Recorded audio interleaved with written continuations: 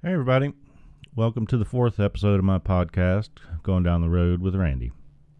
Tonight, we're going to visit the wet wilds of New Zealand.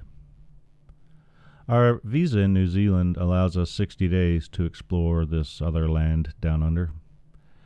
We bought a car at auction in Auckland and drove all around the country, which is primarily two islands, the unimaginatively named but geographically correct North Island and South Island. Our car was a yellow Ford Escort wagon, about the size of a really small, older Subaru hatchback. It had 165,000 miles on it, and we paid 600 New Zealand dollars for it, about $400. First trip out of Auckland, we found that it had a leaking gas tank. But after a quick trip to the junkyard for a salvaged one, we were in business with a great little car. 2 months later, when we left for Australia, we passed it on to a friend of ours with a promise to pay us whatever he got for it. And we basically broke even. Let me say right now that the number one cool thing about New Zealand is the haka. Just Google New Zealand haka and watch the video. Maori are the indigenous Polynesian people of New Zealand, and the haka is an ancient Maori tradition to challenge an enemy. It has been adopted by modern New Zealand sports teams for a perceived competitive advantage.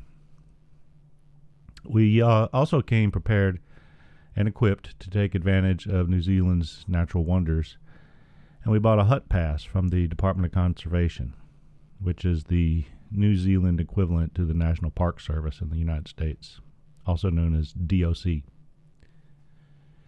The hut pass was good for a year, but it was a bargain at $60. It's roughly $40 US. Equipped with the hut pass, we went tramping, what we in the US call backpacking, but the New Zealand trails, known as tracks, have an extensive hut system, so you don't have to bring a tent. We thought of it as free lodging, so we stayed in as many huts and did as many tramps as we could. In fact, in our 2 months in New Zealand, at least half of that time was on a track somewhere. We did many of the well-known hikes, or tramps, the Routeburn, the Kepler, the Capels. We did a Tongariro volcano circumnavigation, and we did the Abel Tasman and sea kayaks. Notable exception being the Milford Track, which is the famous one, but it was far too popular for us anyway. You were required to book it in advance, and you had to change huts every day, and we just weren't into all those rules and regulations.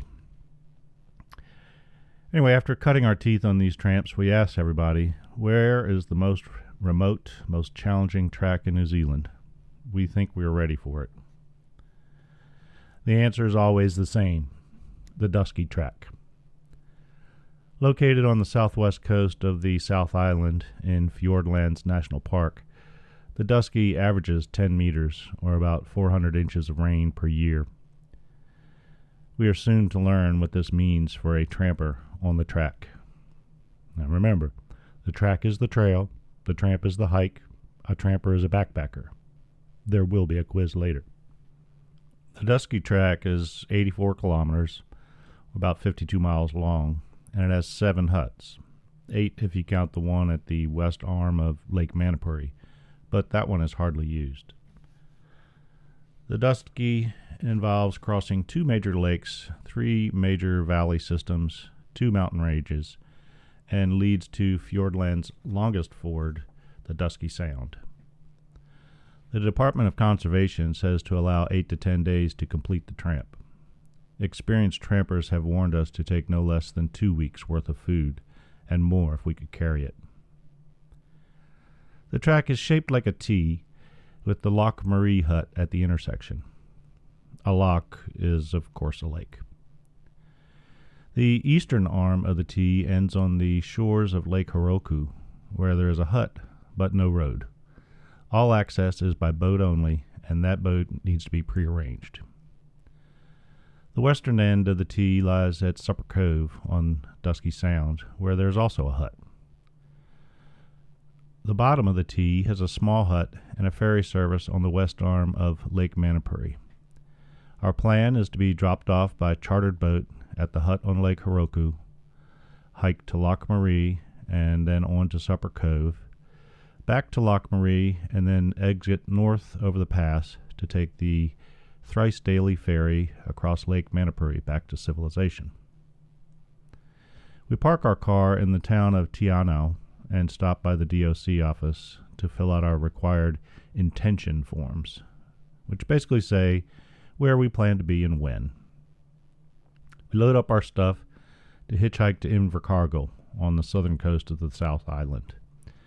From there, we will catch a bus to the guy who's going to take us across Lake Heroku to the Heroku Burn hut.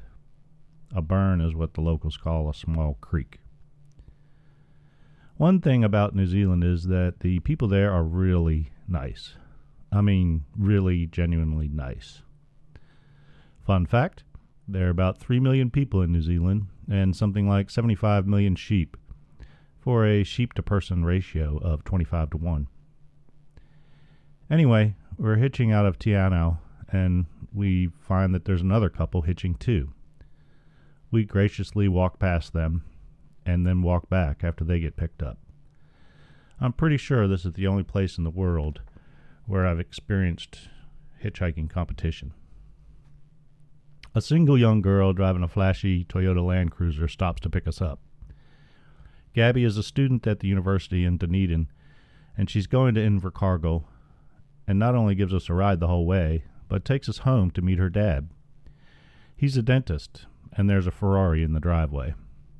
They feed us lunch, and afterwards Gabby drives us to the bus station to get our bus to Tuatapere. Imagine that happening in America today? No way. Ain't no way it would happen. Val Mackay, our boatman, picks us up from the bus station and tells us that for $15 extra we can stay at his house tonight and have dinner and breakfast. Well, we're all over that, and we go back to his farmhouse and meet his wife Helen and his fox terrier pup Barnacle. There are 2 other trampers going to the Dusky tomorrow, and we meet Andrew and Gary, both from Auckland.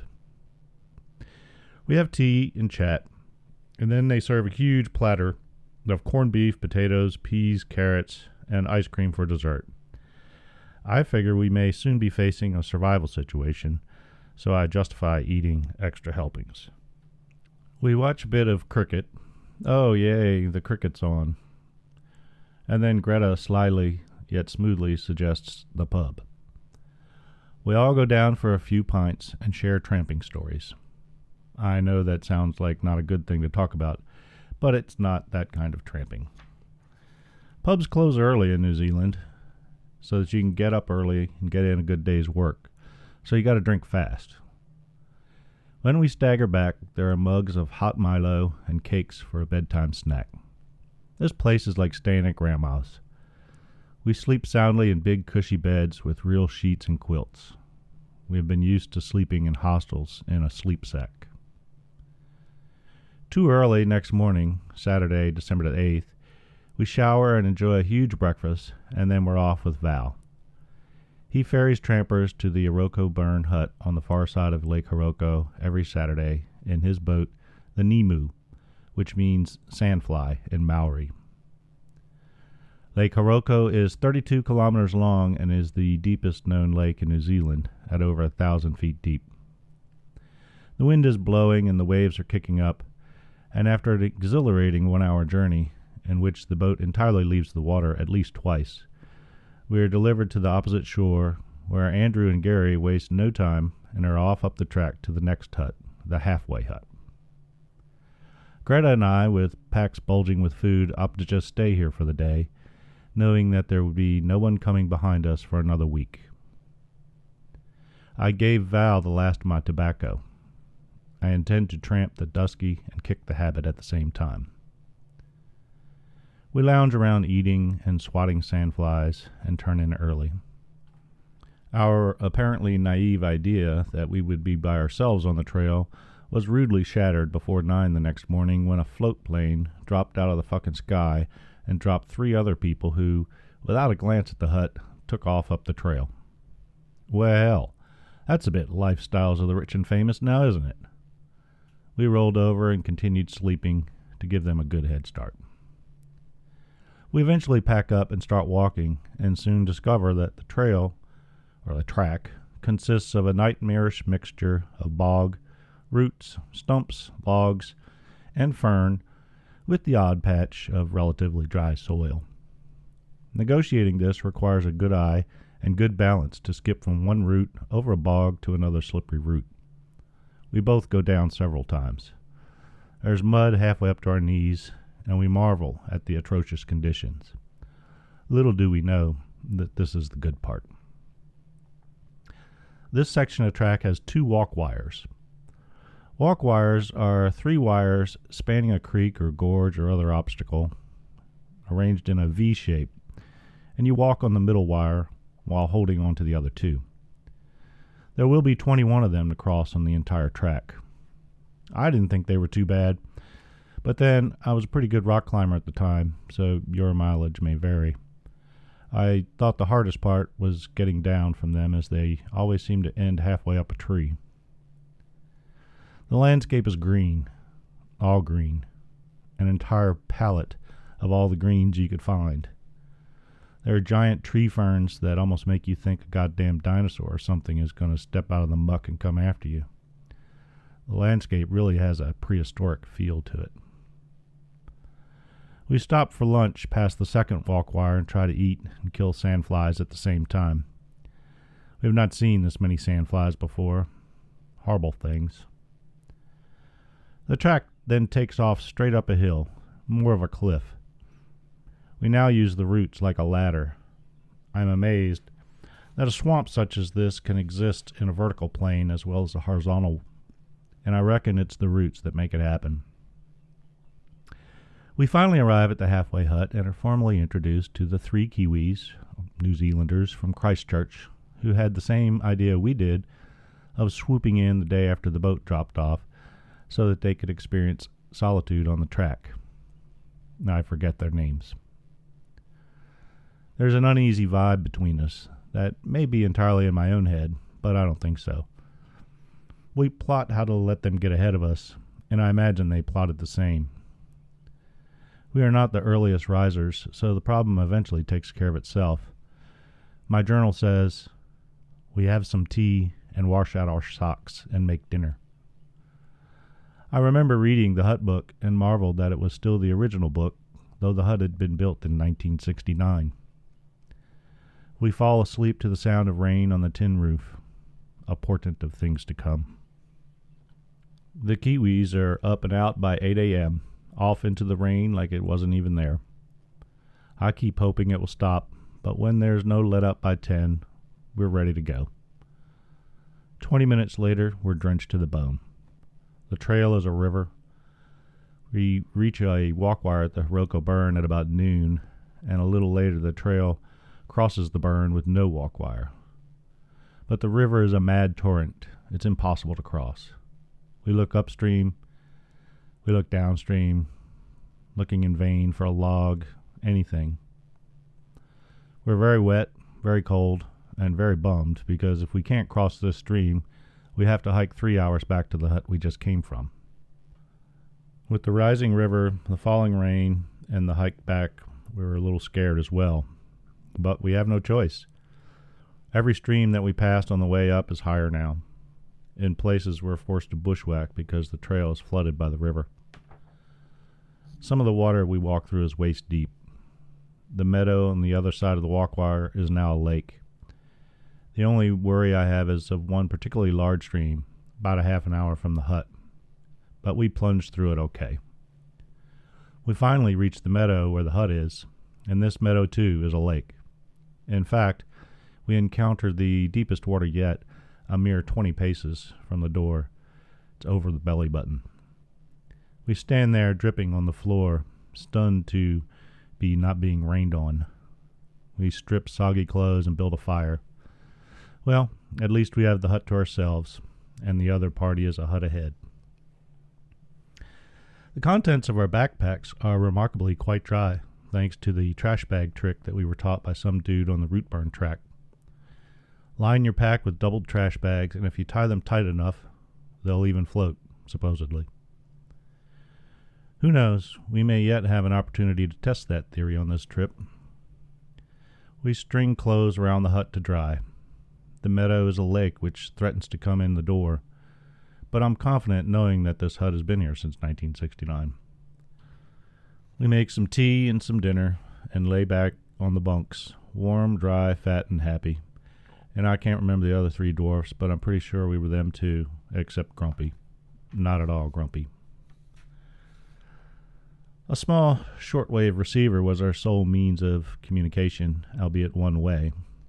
And listening to Wellington National Radio, it says that there are heavy rain warnings for Fiordland National Park. Yeah, we got that. Check. Heavy rain confirmed.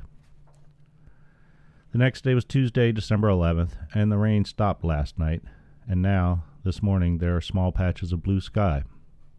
The meadow is a meadow again. We marvel at the difference. The trail is not a stream. The streams are simple to cross. The sun is shining, and life is good. We pass the walk wire and come to the Hiroko Burn crossing, and it's nothing like yesterday. We skip right across. We climb a long hill, and as we pop above timberline, it starts to rain again. The alpine tundra is spectacular, and the views are amazing, and would be even better but for the clouds. It seemed like we were up in the middle of the wind and the weather amid the swirling clouds. The Lake Row hut is beautifully situated beside a tarn, or alpine lake, called Lake Laffey, and I don't know why. We pile in the hut and begin what will become a ritual, peeling off soppy, wet, muddy tramping clothes, rinse them as best we could, wring them out, and hang them up to dry as much as they might before we have to put them back on the next day. We changed into our hut clothes, soft, warm, and dry fleece.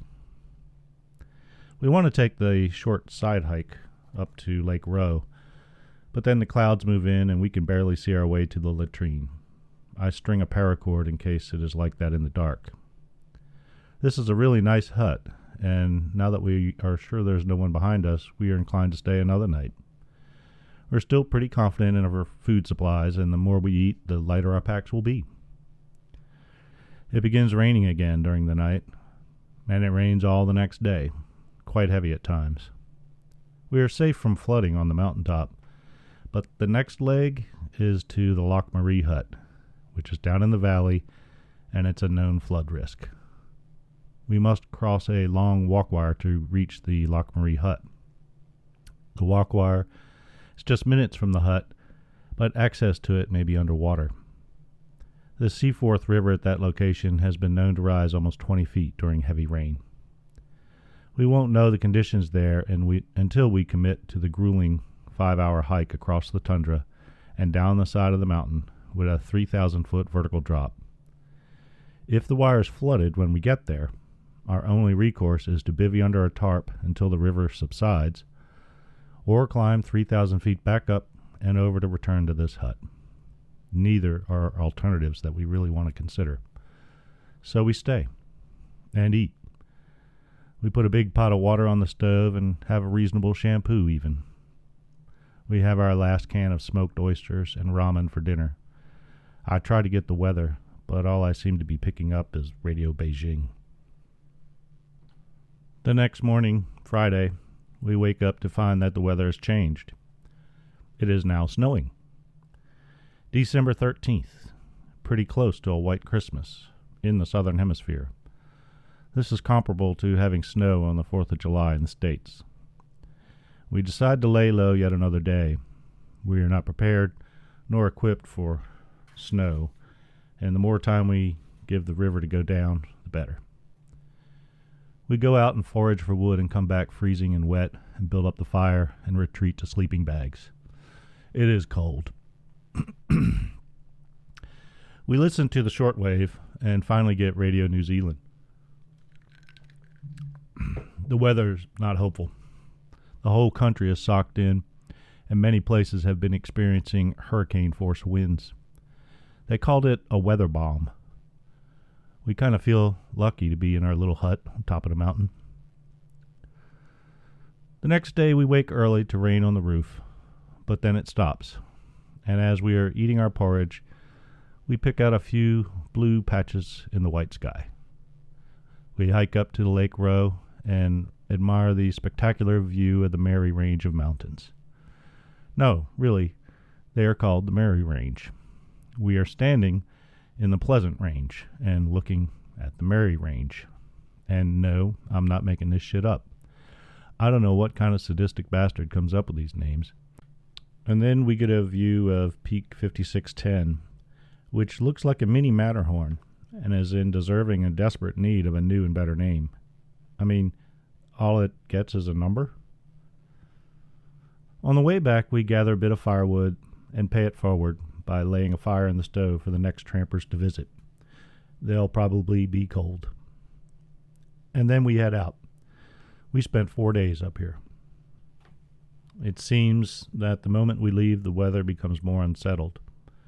Or is that just my imagination and fear? We get a few really nice views of good old Peak 5610 as we hike across alpine tundra. And right when we approach Lake Horizon, the clouds move in and we get absolutely blasted by wind-driven rain. Oh, hey, we found your hurricane.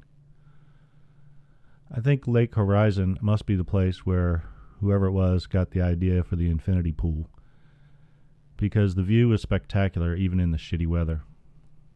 If it was clear, we should be able to spot the Loch Marie hut 3,000 feet below, but all there is a sea of cloud in the valley. Moment of truth. You go back to the hut or go down to the valley and the way out. We commit and begin the descent to the Seaforth Valley. I have never experienced such a trail. Oh, track, sorry, whatever. It is running with water, and if it had been horizontal, it would have been a stream, but now it's a waterfall. In several places, it is necessary to use the roots as ladder rungs and face inward to the hill while coming down. The water runs down our arms, under our rain gear, and out the bottom. Some places have chains hanging for handrails. Worse, some places have tattered ropes that we grasped with grim trepidation. A fall here would likely result in serious injury.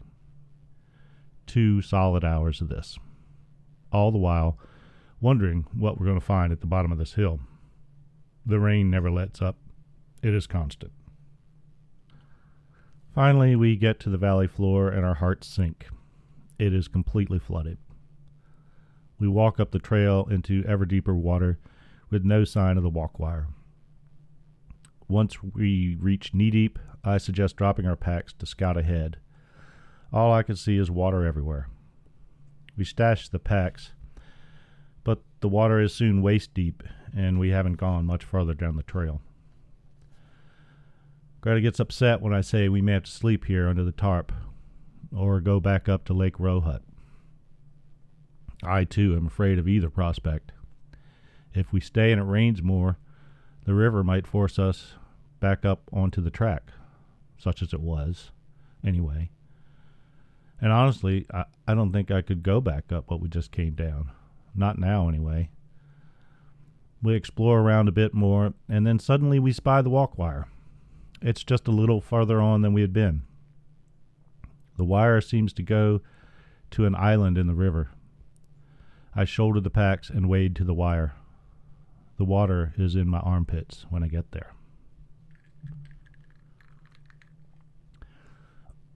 The bottom wire is knee-deep in water. I put my pack on with the hip belt unfastened so I can jettison the pack if I fall in, and go across as quickly as I dare. The walk wire here is built on stilts that form an X, with longer legs on the bottom of the X going into the river, and shorter legs on the top of the X that form the V that we have to walk on. I wish I could show you a picture, but I was kind of busy at the time, and there was no such thing as GoPro back then. The wire is long, seemed about 100 yards, but it might have been less, and the river's in full flood stage beneath. If I fall off this wire, I'll be a goner. Probably wash out into the Dusky Sound. Greta, meanwhile, is still standing in the cold, chest-deep water, afraid to step up onto the wire and increase the strain on it. I deposit my pack on the other side and run back across the wire as quickly as I can and take Greta's pack, as this last section of wire seems particularly wobbly. It felt like the legs were being washed out underneath. After I make it over again, Greta comes across and we discover that what we thought was an island is in fact the other bank, and we stumble into the Loch Marie hut, momentarily relieved to be alive, only to find it occupied by a PE teacher from a school in Riverton and 5 middle school-aged kids on a school excursion. Lovely. For reasons already mentioned, we couldn't seriously consider going back to the Lake Row hut, but we definitely missed it already. This group has been here for 5 days, and they're very low on food. It's a madhouse. I'm not sure what they were doing when we burst in, but at least 3 of the boys are running around in their tighty-whities. There's a distinct homosexual vibe that may be my imagination, but there's definitely some kind of weirdness happening here. They are, however, equipped with a 2-way radio and are in daily contact with the DOC home base. They've been alerted to look out for us, as we are at least 3 days overdue at this point, having spent 4 unplanned days on top of the mountain, plus the extra day at the halfway hut. We assure them that we are fine. In fact, we are in better shape than this group, who have been stranded here. But the trail to Supper Cove is flooded, and the track out north is also hopelessly flooded. They have about a day's worth of food left, and they've made tentative plans to be evacuated by helicopter. If they do get picked up by the helicopter, it's going to be $900 New Zealand, which works out to $150 each for them, and would be reduced to $122.50 if we decide to go. We assure them that we're going to walk out of here on our own, but we thank them anyway. The rain continues. The hut has received almost 40 inches of rain in the last week, and the forecast is for more of the same through Monday. 3 more days. We're in pretty good shape. We still have food for at least a week, and if weather permits, we can walk out of here in 3 days. We can also stretch rations out. Spending time trapped in a hut with a bunch of middle school boys and their teacher is not our ideal scenario, and we miss our cold hut on top of the mountain, but here we are. We settle in to wait it out. Supposedly, when you can see the stumps in Loch Marie, the water level should allow passage. I look out at the smooth surface of Loch Marie and wonder, are there really stumps in there? God, I hope so. We make some tea and rice/soup for dinner. We, quote unquote, make too much and give our leftovers to the hungry boys. I wonder if this could possibly go all Lord of the Flies on us, and shudder a bit at the thought. The hut book is full of tales that sound just like ours, so it's not at all uncommon for trampers to be stranded here, although there are a number of good weather trips documented as well. It looks like we're never going to make it to Supper Cove and fish for the blue cod that are rumored to be caught there. That was where we really wanted to hang out for a few days. But for now, we'll just have to concentrate on getting out of here on our own, which mostly involves, at this point in time, just sitting on our ass, something that I have been told I have a particular innate talent for, whether or not the need might arise. Saturday. What could that sound on the roof be? If I didn't know better, I'd say that's rain. It sounds just like the rain we had yesterday, except maybe a bit more forceful. We sit and listen to the rain. There's little else to do. Read, write. The kids are playing charades. Oh, no, I don't think so. Thank you anyway. Maybe we're being stick in the muds, and we probably were, but this was not in our brochure. Sorry. Should we have ramen or potatoes for dinner? I toy with the idea of constructing a small raft and somehow pulling it upstream. Or perhaps it is time to test the flotation qualities of our trash-lined backpacks. Sunday. The school group has decided to bail, thankfully. Their helicopter comes at 10 to pick them up. The rain is now intermittent, but still heavy at times. The forecast is for fine weather tomorrow. They take off, leaving us to our own devices, which is fine by us. Finally, we're alone again. We decide to stay one more day to let the water subside a bit more. The lock is already just beginning to show stumps.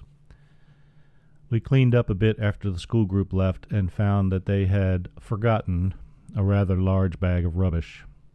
Poor style for locals flying out on a helicopter, I thought. Anyway, I was stoking the fire and I heard a noise, and here comes Gary and Andrew. They have been stranded for 4 days at Supper Cove, and they're short on food, having been living on fish at Supper Cove. That means that the track to Supper Cove is open, at least for now. Do we go for it? 2 days there and back. If we could get back. And then get out when and if we got back. It's on the cusp of being doable, but I'm uncertain given the weather we've been having. Gary and Andrew are taking advantage of the weather window and are continuing on to Kintail Hut today. They want to get the hell out of here while they can. We give them a bag of potatoes and some veggies, as we should have plenty of food, now that the rain has stopped.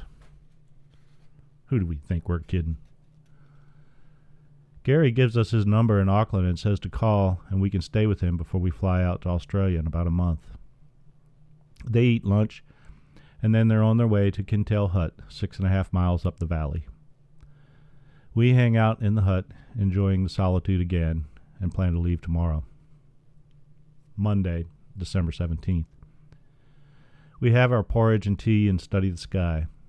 Where is this fine weather they've been talking about? Cloudy skies and light rain that shows no sign of stopping. We pack up and leave by 9:30. I'm still kind of bummed that we won't actually make it to Dusky Sound. The track is boggy and typical for the Dusky. We soon encounter some of the obstacles that the school kids told us about. The bridge that had been washed out, and then we come across a fresh mudslide that covers the trail with a porridge of mud and sticks up to our knees. We start climbing through the gorge and the track gets rougher. We finally reach more level ground near a lake called Loch Gare, and we think the difficulties are over. But the Dusky has more in store for us. Another large, fresh, knee-deep mudslide, followed by a network of bogs that we try to pick our way across without going in too deep. We're exhausted when we finally reach the Kintail Hut. We find the hut is nearly full, and the swell of humanity kind of hits us. All of a sudden, there are people again. There's a dock crew of 6 there, counting blue ducks, and a party of 5 who are headed to Supper Cove and had come from the West Arm. We chat with the dock people who claim that the bridge that washed out had just been replaced. I confirm that it's not there now. One of the dock guys mentions that he's in charge of fire prevention for the Dusky, and I exclaim, "Fire prevention? Well, that must be the easiest damn job in the department. You almost fight each other for that job. You couldn't burn this place down with a fucking flamethrower." He takes the ribbing in stride, but I can tell you now that I meant every word. The Kintail Hut is not subject to the same flooding problems that plague Loch Marie, so we start eating our food to avoid having to carry it over Center Pass to the Upper Spey Hut tomorrow. Potatoes and veggies, and the dock folks treat us to some real fresh bread. The next morning, we are, as usual, the last 2 leaving the hut. We listen to the weather forecast while having our tea and porridge. Scattered showers today, becoming widespread tomorrow. More of the same. I honestly don't know why we bother. It's obvious that we're not going to have a nice sunny day on this track. We depart the hut at about 9:30 again, and we only have 4 miles to go, but it is up and over Center Pass. We will be climbing out of the Seaforth River Valley and crossing over to the Spey River Valley. The climb is not nearly as bad as descending from the Lake Row hut, mainly due to the quality of the track. We enjoy spectacular views on the way to the pass, with swirling clouds and the odd patch of sunshine. I'm pretty sure that's the backside of poor old Peak 5610. The vantage is just spectacular. Crossing the pass, we encounter high winds and driving rain, but just for a while. We stumble out of the alpine tundra and into the bush again. We are making good time. We almost decide to go for the hut at West Arm tonight so that we can luxuriate in the hot showers at the visitor center. But when we arrive at the Upper Spey hut at about 3 that afternoon, we're too tired to face 4 more hours of unknown track and decide to rest and start fresh tomorrow. Besides, there's no one else here. We have the hut to ourselves, and the solitude is what we came for.